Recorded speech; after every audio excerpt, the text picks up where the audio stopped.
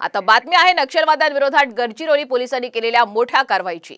महाराष्ट्र छत्तीसगड सीमेजवळच्या वांडोली या गावाजवळ पोलिसांनी केलेल्या कारवाईमध्ये 12 नक्षलवादी ठार झालेले आहेत।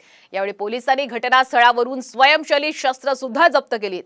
या यशस्वी कारवाईबद्दल मुख्यमंत्री एकनाथ शिंदे यांनी गडचिरोली पोलिसांचे विशेष अभिनंदन केलेले आहे। मुख्यमंत्र्यांनी फोन करत पोलिसांचं कौतुक सुद्धा केलं।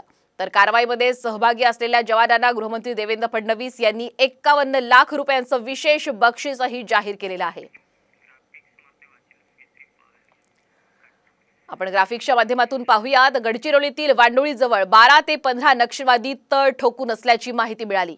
उपविभागीय पोलीस अधिकाऱ्यांच्या नेतृत्वात 7C60 या पथकाची विशेष नेमणूक झाली। पोलीस आणि नक्षलवाद्यांमध्ये तब्बल 6 तासांहून अधिक काळ ही चकमक झाली।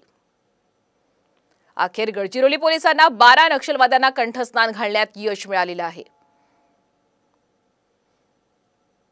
तर आपण पाहतोय की स्वयंचलित शस्त्र सुद्धा यावेळी पोलिसांनी जप्त केलेली आहेत।